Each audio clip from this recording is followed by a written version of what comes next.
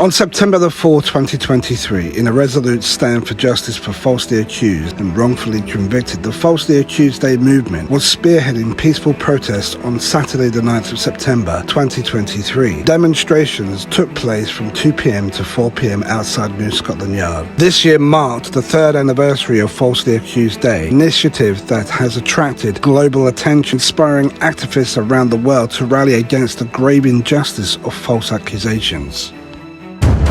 Acknowledging the imperative of supporting survivors, FAD points out the potential pitfalls of the believe the victim approach. This stance can sometimes undermine the presumption of innocence, leaving those falsely accused at a disadvantage in proving their innocence. The pressure exerted by the government on law enforcement agencies and the Crown Prosecution Service (CPS) to secure convictions can inadvertently lead to biased investigations and trials that do not afford defendants a fair chance. I had the opportunity to speak to Paul, one of the organisers of Falsely Accused, and what he had to say. Paul, you're involved in this. How are you involved in this, and how did this start? Well, it started 3 years ago with a lady called Lynn Crabtree, who came up with the idea of an awareness campaign for false allegations. There's already a number of organisations in the UK which deal with supporting victims of false allegations. So we have FACT and FASO, which are two organisations which support victims of that. But we decided that we needed a day in which to raise awareness for false allegations in the UK. And over the course of the last 2 years, that's actually spread to being an international event. And we're now present in 17 countries with groups that also are raising awareness in those countries, organising events on the same day as well. So why do you think that there is so many false allegations towards men in all of these countries? What's going on? Well, we live in a society which does prize the issues affecting women much more than those affecting men. Not necessarily a bad thing. Egocentric society, that's fine. That's how societies work for thousands of years. However, that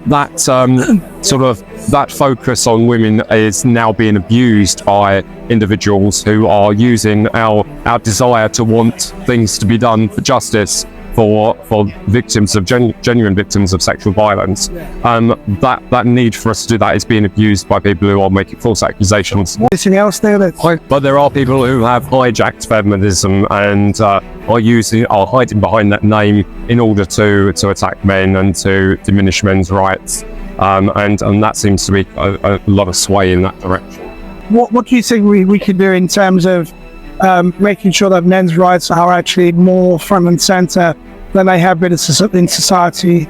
Because obviously all these people are here today because they've all been accused of something. I've listened to a number of different stories which are extraordinary and compelling, and actually I've been blown away by some of the men here who have obviously been to prison for a number of years. So how do we their rights of being is obviously squashed, moved to the side. How do we get that out of that and into the public forum?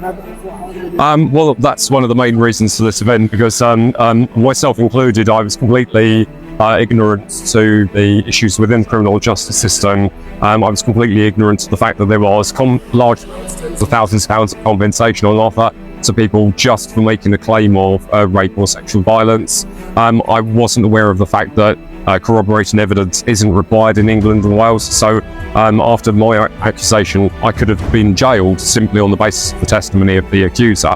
And I only discovered this fact obviously once I'd been falsely accused and I'd researched into that. Are you happy to talk about your own experience? Yeah, certainly. So what happened to you? So in 2017, the first I heard about this, I had Kent Police smash through my front door in an early morning raid on my home, and someone that I had previously been very close to, I'd been intimate with, I'd known for nearly 20 years, had falsely accused me of rape and encouraged a second individual to falsely accuse me of sexual assault. The first I heard about this was when the police were smashing through my door.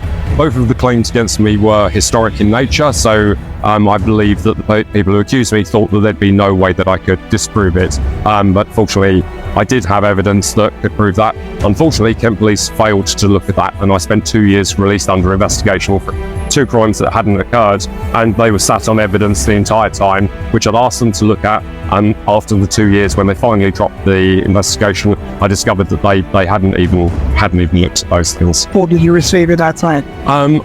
Not very much from any sort of organising bodies. I had fantastic support from my boss and from my now fiance, who's with us today doing the video recording for us, and my friends who knew instantly that that's not something that I'd be capable of. I had attempted to get sort of help, mental health help, having been advised by my GP to contact a contracted firm for mental health awareness. Yeah. And when I contacted them, they refused to provide me with any counselling because of the fact I was under investigation, and the best they could do was give me some guidance on dealing with anxiety. So yeah, aside from the fact that the way that I was treated by them was shocking, and I can understand how, you know, an organisation dealing with mental health and hopefully preventing suicides could have well led to push me over the edge. So it sounds to me like it's basically it's an overreaction. It's an overcorrection to something that in society women have been mistreated, women have by men, and obviously many men have got away with things that they shouldn't have done. There's absolutely no doubt that police have let victims of sexual violence down, and they are now both letting victims of sexual violence down, and they're letting people down who've been falsely accused. In my opinion, there isn't enough accountability within police, which is one of the reasons why we're here today outside New Scotland Yard, because they can simply not do their job and they're never held to account, which means that victims of false accusations and genuine victims are entirely being let down. It's no surprise that less than 2% of people accused of an offence are actually charged with an offence, and the remaining 98% of accusations either consists of genuine victims who have been let down, or people who've been falsely accused who had their lives ripped apart, like myself, being under investigation for over 2 years, and then there's no accountability on police, even when there's clear failings. Well, I can see that you're really quite emotional about it, and you should be, but why do you think that there's no accountability in the police? What's going on there from your point of view? Unfortunately, there's not many public sector organisations which have 2 levels of complaints. Each police force has each police force has its own professional standards department, and then there's the Independent Office of Police Complaints as well. And you can see from the numbers that very few cases that go through either of those departments actually result in any conclusion. So it's as if the police can do as little as possible within an investigation, and people's lives are wrecked by whichever side you're on, whether there's actually been an offence committed or whether someone's been falsely accused, and there's never any comeback on the police for that. So I'm trying to come up with a question that would, because obviously you're a very knowledgeable individual about this. You've obviously looked deeply into it. So what's your plan for the future, other than just meeting here? What's your plan for the future in terms of falsely accused? What do you want to see in the future? What's your vision? Yeah, well, our plan is to raise public awareness. So the whole point of Falsely Accused Day is to raise public awareness of the existence of false accusations, and to some extent the harms that are caused. And it's not just to the individuals that are falsely accused, it's also to the families and friends as well.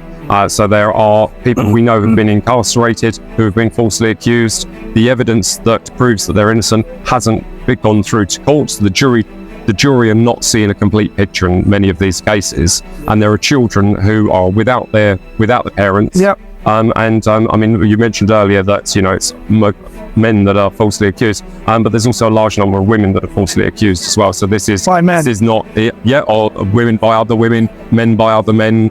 This isn't a simple case of. Well, you've actually opened my eyes, because I didn't realise that. From my point of view, it just seems that men seem to be the majority of people who are being accused. Yeah, I mean that's true, but we don't obviously. like many other I totally appreciate the fairness of your perspective. Obviously, this is not your saying this is a gender issue, but it's a social issue. Indeed, yes. So thank you very much, Paul. You're welcome. Thank you.